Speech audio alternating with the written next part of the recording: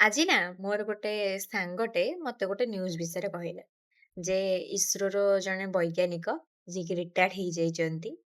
ସେ କଣ କରିଛନ୍ତି ନା ବାଙ୍ଗାଲୋର କଥା ଆଇ ଥିଙ୍କ ସେ କହିଲା ଯେ ତାଙ୍କ ସ୍ତ୍ରୀଙ୍କୁ ମର୍ଡର କରିଦେଇଛନ୍ତି।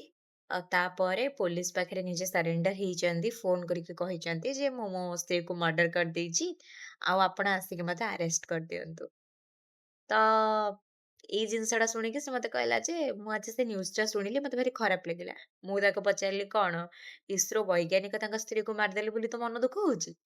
ତ ସେ ମତେ କହିଲା, "ନା, ନା, ଷ୍ଟୋରିଟା ହଉଛି ଏଇଆ ଯେ ତାଙ୍କ କାହାଣୀ ହଉଛି ଏଇଆ ଯେ ପ୍ରୋବ୍ଲେମ ଏଇଆ ହଉଛି ଯେ ମୁଁ ବାର ବାର ତାକୁ କହୁଥିଲି ଯେ ନାଇଁ ଆମେ ଯେମିତି ହେଲେ 2-4 ଟା ଛୁଆ କରିବା, 2-3 ଟା ଛୁଆ ଯେମିତି ହେଲେ କରିବା। ସେ କିନ୍ତୁ ଗୋଟେ ଛୁଆ ହିଁ କନସିଭ୍ କରିଥିଲା। ଆଉ ଆମର ଗୋଟେ ଝିଅଟେ। ସେ ଭଲ ପାଠ ପଢିକି ମୁଁ ତାକୁ ଯେହେତୁ ଗୋଟେ ବୋଲି ଝିଅ ଆଉ ମାନେ ୱାନ୍ ଚାଇଲ୍ଡ, ତ ବହୁତ ଯତ୍ନରେ ଆମେ ତାକୁ ପାଳିଥିଲୁ। ପାଠପଢା, ହାୟର ଷ୍ଟଡି ସବୁ କିଛି ଆମେ ଦେଇଥିଲୁ ତାକୁ। ତ ସବୁ ଜିନିଷ ଦେଲା ପରେ ତାକୁ ଯେତେବେଳେ ସେ ଆମେରିକାରେ ଚାକିରି ପାଇଲା, ଆଉ ଆମେରିକାରେ ଯେହେତୁ ସେ ସେଟେଲ୍ ହେଲା, ସେଠି ବାହା ହେଲା ଏବଂ ତାର ଗୋଟେ ଝିଅ ହେଲା ବୋଲି ସେ ସେଠି ମଧ୍ୟ ସିଟିଜେନସିପ୍ ପାଇଗଲା ସେଠାକାର। ତ ସେ ଇଣ୍ଡିଆ ଆସିବାକୁ ନାରାଜ। ଆଉ ସେ ଇଣ୍ଡିଆ ଆସୁନି କି ଆଉ ଆମ ଖବର ବୁଝୁନି। କିନ୍ତୁ ଆମେ ଯେତେବେଳେ ରିଟାୟାର୍ଡ ହେଇଗଲୁ, ଆମ ପାଖରେ ଧନ ପଇସାର କିଛି ଅଭାବ ନାହିଁ ସତ। କିନ୍ତୁ ମୋ ସ୍ତ୍ରୀର ଆଣ୍ଠୁ ପ୍ରୋବ୍ଲେମ ବାହାରିଲା, ନି ପ୍ରୋବ୍ଲେମ ବାହାରିଲା। ସେ ମୋ ବ୍ୟତୀତ କିଛି କରିପାରୁନି। ତାକୁ ପ୍ରତିଟି ଜିନିଷରେ ମୁଁ ଦରକାର ପଡୁଛି।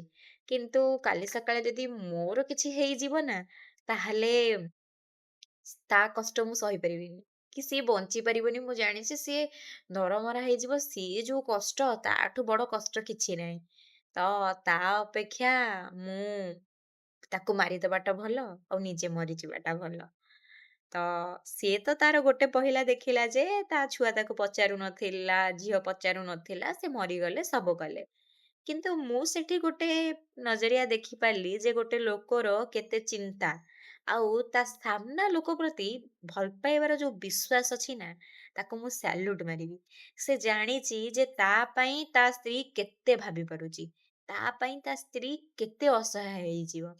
ସେଥିପାଇଁ ସେ ନିଜେ ସିନା ରହିଲା, ତାକୁ ମାରିଦେଲା। ଆଉ କିଛି ଜଣ ବି ଥାଆନ୍ତି, ଯଦି ଜାଣିଥାନ୍ତି କିଏ ଗୋଟେ ଦୁର୍ବଳ ହେଇଯାଉଛି ମୋ ପାଇଁ ନା, ମୁଁ ଷ୍ଟ୍ରଙ୍ଗ ହେଇକି ରହିବି। ମୁଁ ତା ପାଇଁ ସାହାରା ହେଇକି ରହିବି। ମୁଁ ଠିକ ରହିଲେ ଯଦି ସିଏ ଖୁସି ରହୁଛି ନା, ତାହେଲେ ମୁଁ ଠିକ ରହିବି। ଆଉ କିଛି ଜଣ ଥାଆନ୍ତି ଏ ସବୁକୁ ଜାଣିକି ବି ଚୁପ୍ ରୁହନ୍ତି। ଏ ସବୁର ଜ୍ଞାନ ଥାଇକି ବି ସେମାନେ ସେ କାର୍ଯ୍ୟ କେବେ କରନ୍ତିନି, ନିଜର କେବେ ଯତ୍ନ ନିଅନ୍ତିନି।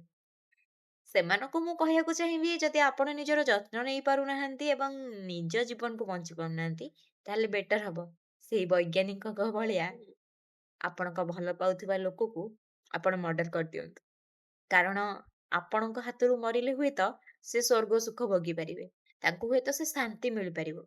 କିନ୍ତୁ ଆପଣଙ୍କ ବିନା କଷ୍ଟରେ ଯେମିତି ପାଣି ବିନା ମାଛ ଅହରହ ତିଳ ତିଳ ହେଇକି ମରେ, ସେମିତି ଛଟପଟ ହେଇକି ମରିବାରେ ଆପଣ କେବଳ ତାଙ୍କ ଭଲ ପାଇବାର ମୂଲ୍ୟ କଣ ଏଇଆ ଦେବେ? ତ ମୋ ହିସାବରେ ତ ମୁଁ ଏହା ହିଁ କହିପାରିବି। ତ ଆପଣମାନଙ୍କୁ ଏ ସିଚୁଏସନକୁ ନେଇକି ଆପଣଙ୍କ ମାନଙ୍କ ମନରେ କଣ ଆସିଛି ଭାବନା, ନିଶ୍ଚିନ୍ତ ସେୟାର କରିବେ। ଆଉ ନିଶ୍ଚିନ୍ତ ଜଣେଇବେ ଆପଣଙ୍କ ଜୀବନରେ ଯଦି କିଛି ଏମିତି ଅନୁଭୂତି ଆଉ ଅନୁଭବ ଅଛି। ରହୁଛି। ଜୟ ଜଗନ୍ନାଥ।